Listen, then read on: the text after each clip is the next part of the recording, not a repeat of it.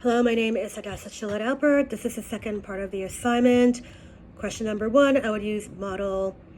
The model I would use is from the support system of support is direct instruction. This is an explicit teacher-directed model of instruction, focuses on curriculum design.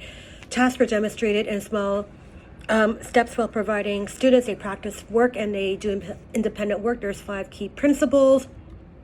There's 4 main features. Students are placed in instruction at their level, designed to ensure mastery of the content. It's modified to accommodate students' rate of learning and field tested. There is an introduction, present new material, guided practice, feedback, corrections, independent practice, assessment, review.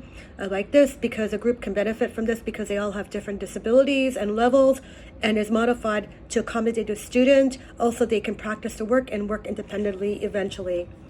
Question number 2, the activity I would implement with this group to develop their higher order thinking skills and meeting their diverse needs is problem solving. Unite. Scenario-based challenge has critical thinking, problem solving, adaptable for all different skill levels, and everyone contributes. How it works. You introduce it, give the age-appropriate scenario that requires them to solve problems together. They should have multiple solutions, explain the purpose, tell them it's not right or wrong. There's no right or wrong answer, establish rules, and everybody should be respectful and listen to each other. Part B of this is scenario and brainstorming. Read scenario to each group. As one of the scenarios that we could work is the missing library book. There's an important book that's missing and the librarian is upset. What can we do to make it better? The students should brainstorm. They should come up with ideas, write it down on whiteboard, record them. Part C of this, solution, development, and education. Divide group into 2 groups. Have them come up with ideas, and they should talk about what's good or bad about this. The solution and discussion is D. They present a solution. Discussion is after improvements. E. Wrap up reflection. Ask students to reflect what they learned about problem solving. I like this activity. It's effective because of universal skills where it targets higher thinking skills for all of them. Differentiated instruction where they all have opportunities to adopt the activity. Collaborative learning when they all work together. Real world relevance where it uses scenarios, also promotes inclusion. Strategy and accommodations I would use is multi-sensory input and flexible response option. Present information. The strategies present information, use variety of sensory modalities, visual, auditory, kinesthetic, tactile for responses, engages different learning styles. Accommodation, provide options for the students to express their understanding and contribute in ways that suits their needs and strengths. Okay, there's implementation. Visual support can be a scenario presentation. You can use short videos, pictures, or a simple skit to introduce problem scenario alongside written text. An example of auditory input is audio recordings where you allow the students to record themselves or use text-to-speech software to access written materials. Example of kinesthetic input is manipulative, such as physical objects to represent ideas and solutions. Students will have flexible response options. They could use verbal, written, visual, and they could draw with the visual aspect and create diagrams, use graphic organizers to express their ideas and action-based responses. Justification is this benefits the group because there's multiple pathways for understanding and expressing ideas, reduces reliance on reading and writing, and a student can use audio and visual representation. Russell has EBD, will stay engaged and focused, and because of simulating activities and great learning environment where they all can participate.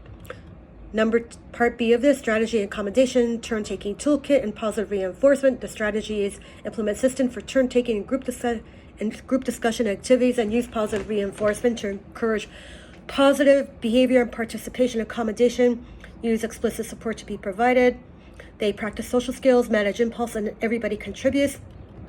Implementation, turn-taking toolkit, use visual cues, use a microphone or a stick, who's on the floor.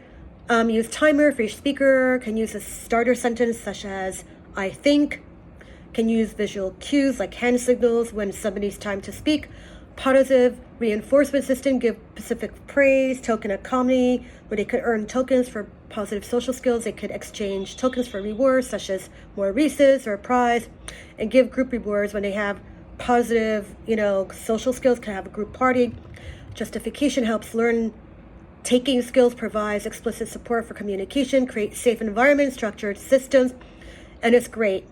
Number 4, I would use direct instruction. It could be effectively be used in online hybrid and in multi-age classroom environment with problem-solving activities. Online classroom can be done with pre-recorded videos or lectures where students can work at their own pace, and they could also be interactive. There is a virtual classroom, can facilitate live direct instruction problem-solving activities with hybrid learning, can be used in person classroom and online. Direct instruction can be incorporated in online learning modules.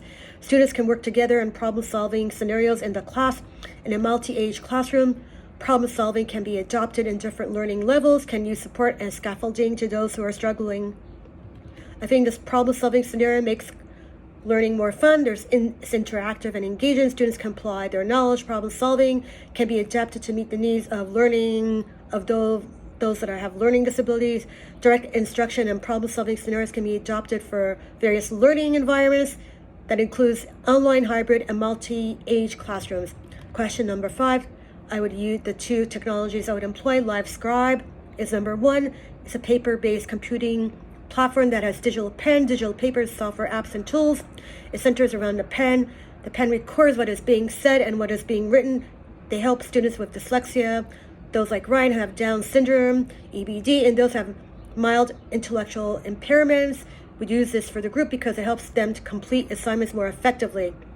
The second one I would use is text-to-speech, where it allows the students to listen to their assignments.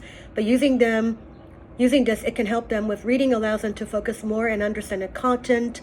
It is easily accessible, has auditory support, improves comprehension, also brings the text to life, and it helps students learn. References: 10 activities for students with special needs, Neuron UP, 2 NCCE, December 4th, 2024, Best Practices for Hybrid Learning Environments. 3, Brian Neese, Teach Thought, 15 Assistive Technology Tools and Resources for Students with Disabilities. Dwight Hughes Sr., September 13, 2022, Hands-on Activities for Special Education Students. Thank you for listening. Thanks.